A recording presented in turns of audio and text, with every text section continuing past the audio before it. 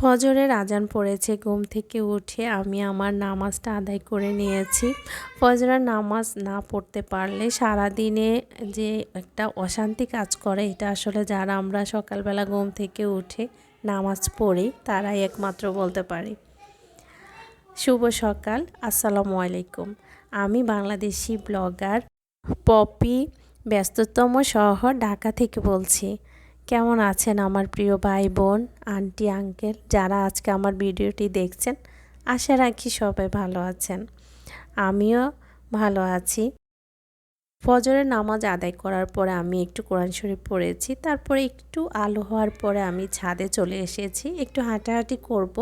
আর আমার গাছ ছিল ছাদে, তো সেগুলোর মধ্যে একটু পানি দিব। এখানে একটা পুঁইশাক গাছ লাগিয়েছি, কিন্তু গাছটা কেন জানি নষ্ট হয়ে যাচ্ছে। আর করলা গাছটা খুব ভালো গ্রো করেছে, মাশাআল্লাহ করলাও বের হয়েছে। তো আমি কিছু কম্বল ধুয়েছি, দুটো ভারী কম্বল, আজকে এগুলো ছাদেই টাঙাবো। তো আমাদেরকে ছাদে কাপড় লাগানোর জন্য, কাপড় টাঙানোর জন্য খুব সুন্দর ব্যবস্থা করে দিয়েছে। এখানে রশি টাঙানোর জন্য সুন্দর একটা ব্যবস্থা করেছে। তো আমি রশিটা টাঙিয়ে তারপরে কম্বলগুলো মেলে দিয়ে চলে এসেছি বাসায়। শীতে আমাদের বারান্দার যে গাছগুলো থাকে এগুলো কিন্তু খুবই খারাপ অবস্থা হয়ে যায়। তো শীতের শুরুতে আমরা যদি গাছের একটু যত্ন করি, আর যেসব গাছগুলো অনেক দিন রিপোর্টিং করা হয় না, ওগুলো একটু রিপোর্টিং না করলে শীতে ওই গাছগুলো নষ্ট হয়ে যাওয়ার সম্ভাবনা বেশি থাকে। তো আমি আজকে পুরনো কিছু গাছ আছে আমার রিপোর্টিং করার, এগুলো আজকে করে নিচ্ছি। রান্নাটা আমার আজকে আর করা লাগবে না, গতকালকে কিছু রান্না ছিল, এই জন্য ভাবছি যে আজকে এই কাজটা করে নিই। আমার ছোট্ট একটা সংসার, আর ছোট্ট সংসারের টুকিটাকি কাজগুলো আমি আপনাদের সাথে শেয়ার করি। জানি না আপনাদের কাছে কেমন লাগে। যদি ভালো লাগে তাহলে প্লিজ আমার চ্যানেলে থাকবেন, আর অবশ্যই একটা লাইক দিবেন। আপনাদের একটা মূল্যবান লাইক আমার ভিডিওকে অনেক অনেক দূর এগিয়ে নিতে অনেক বেশি সাহায্য করবে। যারা নতুন আসছেন আমার চ্যানেলে, অবশ্যই আমার চ্যানেলটি সাবস্ক্রাইব করে পাশে থাকা বেল বাটনটি অন করে দিবেন। এতে করে আমি যখন নিত্য নতুন কোনো ভিডিও দিব, আপনারা সেটা সময় সুযোগ করে দেখে নিতে পারেন। আর অবশ্যই একটা হেলদি কমেন্টস করবেন, যাতে আমার চ্যানেলটি গ্রো করে। তো এই কাজগুলো যারা অলরেডি করে ফেলেছেন তাদেরকে অসংখ্য অসংখ্য ধন্যবাদ জানাচ্ছি। তো এই তো আমার একে একে গাছগুলো আমি এখন রিপোর্টিং করে নিচ্ছি। আমি একজন গাছপ্রেমী মানুষ, গাছ দেখলে আমি আসলে অস্থির হয়ে পড়ি। কিন্তু জানি আমার বারান্দাতে তেমন একটা গাছ হয় না, কারণ হচ্ছে আমার বারান্দায় একটু আলো কম, মানে আলো আছে, রোদটা একটু কম হয়। এজন্য গাছগুলো আমি যতই মানে যত্ন করি মনে হয় যেন একটু কম গ্রো করে। তারপরও যা আছে আলহামদুলিল্লাহ। শীত আসার পরে আমার বারান্দার রোদটা একটু কমে গেছে। শীতের পরে আবার যখন গরম আসে তখন রোদটা ভালোই আসে, কিন্তু দেখলাম যে এই বারান্দাতে রোদটা একটু কম। তো আমি এই জন্য একটু অল্টারনেটিভ করে আরেকটা বারান্দাতে আমি কিছু গাছ আজকে নিয়ে যাব। পানিতে থাকা আমার এই গাছগুলোকে আজকে আমি মাটিতে লাগাবো। এগুলো ঘরেই থাকে, যেহেতু আমাদের দেশে এখন ডেঙ্গুর অবস্থা খুবই মারাত্মক খারাপ। তো এই জন্য আমি পানিতে যে সমস্ত গাছগুলো আমার ছিল এতদিন, সেগুলো এখন আমি মাটিতে দিয়ে দিব, তাহলে আর টেনশন হবে না। পানি প্রতিদিন অনেক সময় চেঞ্জ করি না, বা মনেও থাকে না, অলসতা করেও আসলে করা হয় না। তো একটু রিস্ক মনে হয়, এই জন্য আমি আমার ঘরে থাকা যত পানিতে গাছ ছিল সবগুলোকে আমি মাটিতে লাগিয়ে নিয়েছি। পরবর্তীতে যখন আবার আমার কাছে মনে হবে যে রিস্ক মুক্ত, তখন আমি আবার কিছু এখান থেকে কেটে আবার পানিতে লাগাবো। আমার কাছে পানিতে গাছ রাখতে বেশি মনে হয় যেন গাছগুলো গ্রো করে। এখানে আমার কাছে কিছু কোকোপিট ছিল, এগুলো হচ্ছে শুকনো, তো আমি এগুলো পানিতে ভিজিয়ে রাখবো। তারপরে একটু ভিজানো হয়ে গেলে আমি সব গাছের গোড়ায় দিয়ে দিব। শীতকালে গাছের গোড়া অনেক বেশি শুষ্ক হয়ে যায়, তো কোকোপিটটা যদি ভিজিয়ে দিই তাহলে একটু গাছের গোড়াটা সফট থাকে, আর গাছটাও অনেক হেলদি হয়। তো এই জন্য আমি এই কাজটা শীত আসলে করে থাকি। আমরা যারা ঢাকাতে থাকি, মাটির জন্য আমরা হাহাকার হয়ে থাকি। মাটি আসলে আনা এটা অনেক কষ্টের, ক্যারি করে মাটিটা আনা কিন্তু ভীষণ কষ্ট লাগে, অনেক ওয়েট, আর মাটি নিয়ে আসতে আমার কাছে ভীষণ কষ্ট লাগে। এজন্য মাটির অনেক বেশি কদর আমার কাছে। এজন্যই তো আমি মাটিগুলোকে না ফেলে এইভাবে আমি ফলিতে করে রেখে দিই। যখন আমার প্রয়োজন হবে তখন আবার আমি এগুলোকে বের করে আমি আমার কাজে লাগাতে পারবো। তো আমার কিছু গাছ আলহামদুলিল্লাহ রিপোর্টিং করা হয়ে গেছে। আমার খুবই টেনশন ছিল কখন করব, আসলে কাজ জমিয়ে রাখলে মনে হয় যেন অনেক ঝামেলা, যে এটা করতে পারবো কি না। যখন কাজটা শুরু করি তখন আর এটাকে এত ঝামেলার মনে হয় না। এটা যে কোনো কাজের ক্ষেত্রে আগে অনেক বেশি টেনশন কাজ করে যে এই কাজটা কিভাবে করব, পরে দেখি কাজটা করতে এসে অনেক ইজি হয়ে যায়। যতটা কষ্ট মনে হয় ততটা কষ্ট কিন্তু হয় না কাজ করতে। তো আমার এই তো গাছগুলোর গোড়ার অনেক পাতাই একটু পেকে গেছে।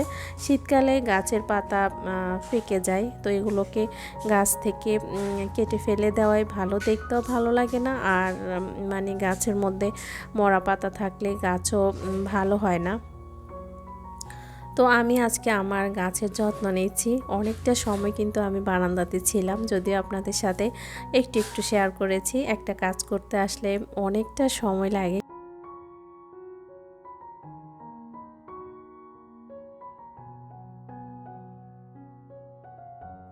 শীত আসলে আমি আমার বারান্দা বাগানের যত্ন নিয়ে থাকি ঠিক এভাবেই। প্রতি শীতে আমি আমার গাছগুলোকে এভাবেই সুন্দর করে রিপোর্টিং করে নিই, তাহলে শীতকালে গাছগুলো ভালো থাকে, নষ্ট হয় না, আর গাছের পাতাগুলো অনেক সবুজ থাকে। শীত আসা শুরু হয়েছে আর ধুলাবালিরও পরিমাণ অনেক বেড়েছে। শীতে ওয়েদারটা অনেক বেশি শুষ্ক থাকে, আর যেহেতু বৃষ্টিপাত কম হয় এজন্য শীতে ধুলাবালি অনেক বেশি বেড়ে যায়। আর ধুলাবালি মানে ডাস্ট অ্যালার্জি। আমার বাসার মধ্যে তো মানে ধুলাবালি হলে আমার হাজব্যান্ডের অ্যালার্জির পরিমাণ বেড়ে যায়। তো যত চেষ্টা করি যে ধুলাবালি কম হবে, তত বেশি মনে হয় আমার সাথে ধুলাবালি খেলা করে। এখান দিয়ে আমি মুছে যাই আর ওখান দিয়ে দেখি ধুলা পড়ে সব ভরে থাকে। তো কি করব, মোছামুছির মধ্যেই জীবনটা কাটাচ্ছি, এছাড়া তো আমাদের মেয়েদের কোনো কাজ নেই।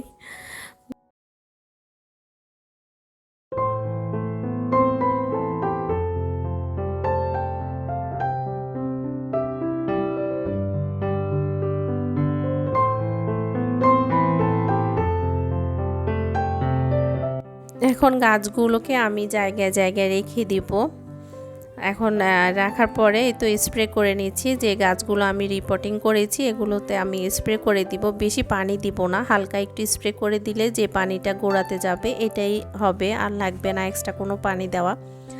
তারপরে গাছগুলোকে স্প্রে করে আমি এখন ভালো মতো মুছে নিচ্ছি বারান্দাটাকে। প্রতিদিন একবার করে স্প্রে করি, তারপরও এত ধুলা, গাছগুলো একদম সাদা হয়ে যায়, দেখতেও ভালো লাগে না। আর গাছে যদি ধুলা থাকে গাছের কালারটা ওরকম ভালো থাকে না, একটু বাজে হয়ে যায়। তো এই তো আমার বারান্দা পরিষ্কার করা হয়ে গেছে। ফাইনাল যে লুকটা আমার বারান্দা সেটাই একটু দেখিয়ে দিচ্ছি। এই গাছগুলো আমি নতুন করে লাগিয়েছি, আর যা যা রিপোর্টিং করেছি তা তো আপনারা দেখেছেন। এরপরে আর কোনো ভিডিও শেয়ার করা হয়নি, দুপুরের খাবার দাবার এগুলো আর আমি কিছুই শেয়ার করিনি। এখন হচ্ছে সন্ধ্যাবেলা, আজকে একটু ফুয়া পিঠা বানাবো, আর সেই পিঠার রেসিপিটা আপনাদের সাথে একটু শেয়ার করছি। এখানে আমি আগেই একটু গরম পানি দিয়ে চালের গুঁড়া ভিজিয়ে রেখেছি নরম হওয়ার জন্য। আর এখানে আমি স্পেশাল একটা আজকে আপনাদের সাথে আইডিয়া শেয়ার করব। এটা হচ্ছে পুয়া পিঠা বানাতে যে সিক্রেট একটা বুদ্ধি, সেটা আপনাদেরকে দেখিয়ে দিচ্ছি। আমি ভাত ব্লেন্ডার করে নিয়েছি, ভাত ব্লেন্ডার করে আমি এখানে দিয়ে দিয়েছি প্রায় 1 কাপের মতো, আর একটা ডিম দিয়েছি, আর এখানে পরিমাণ মতো চিনি আর একটু লবণ দিয়ে এখন ভালো মতো হাতের সাহায্যে মেখে নিচ্ছি। ভাতটা দিলে কি হয়, আপনার যে চালের গুঁড়াটা শুকনো থাকে, শুকনো চালের গুঁড়ো দিয়ে অনেক সময় আমরা যদি পোয়া পিঠা বানাই তাহলে কিন্তু পিঠা ফুলে না, ভেঙে যায়। আর যখন ভাত বেটে আমি যখন অ্যাড করি তখন কিন্তু আপনার অনেক ভালো ফুলবে পোয়া পিঠাটা, আর ভেঙে যাবে না, আর খেতে এতটা সফট হবে আপনি কল্পনাও করতে পারবেন না, এত মজা হয় পোয়া পিঠাটা। তো আমরা এটাকে আমাদের আঞ্চলিক ভাষায় আন্তাসা পিঠাও বলে থাকি। তো আমি সেই আন্তাসা পিঠাটাই বানিয়ে দিচ্ছি। অনেকে তেলের পিঠা বলে, আমি এটাকে আন্তাসা পিঠা বলি। আমার তা আমি এখানে একটা কড়াই দিয়েছি, তারপর কড়াইতে পরিমাণ মতো তেল দিয়ে দিয়েছি। দিয়ে এখন আমি তেলটা গরম হওয়া পর্যন্ত অপেক্ষা করব। এই তো গরম হয়ে গেছে, এখন আমি তেলের মধ্যে পিঠাগুলো ছেড়ে দিব একে একে, একটা একটা করে ভেজে নিব। আর একটু ডুবো তেলে পিঠাগুলো ভাজলে ভালো হয়। তো আমি আবার এত বেশি তেলও দিইনি, পরিমাণ মতো তেল দিয়েছি। আপনারা দেখতে পাচ্ছেন কি পরিমাণে তেল দিয়েছি। তো মাশাআল্লাহ প্রথম পিঠাটা আমার একটু কম ফুলেছে। সব সময় দেখবেন যে কোনো পিঠা কিন্তু প্রথম দিলে একটু নষ্ট হয়, একটু ফুলে কম, মানে তেলের সাথে অ্যাডজাস্ট হতে একটু সময় লাগে। পরে কিন্তু সব পিঠা মাশাআল্লাহ এত সুন্দর ফুলেছে যেটা বলার বাহিরে। ফুলতে ফুলতে পিঠা কিন্তু মাঝখান দিয়ে আমার ফেটেও গেছে। তো আপনারা আশা করব আমার এই রেসিপিটা ফলো করে আপনারা বাসায় এভাবে পিঠা বানাবেন।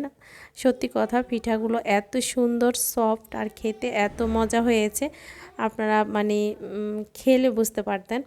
আর সাথে কিন্তু নারিকেলও অ্যাড করা যায়, কিন্তু আমি সেটা আর দিলাম না। দেখেন কতটা সফট হয়েছে। তো আমার পিঠা বানানো শেষ হয়ে গেছে। আমরা সবাই এখন মজা করে সন্ধ্যার নাস্তায় আজকে তেলের পিঠা বা পুয়া পিঠা বলেন, যেটাই বলেন, যে অঞ্চলে যেটা বলেন সেটাই খাবো। তো বাসায় তো গেস্ট আছে, সবাই মিলে আমরা পিঠা খাচ্ছি শীতের সন্ধ্যায়। তো পিঠা খেতে খেতে আজকে আমি এখান থেকে বিদায় নিয়ে নিচ্ছি। সবাই ভালো থাকবেন, সবার সুস্বাস্থ্য কামনা করে আজকে এখান থেকে বিদায় নিচ্ছি। আসসালামু আলাইকুম।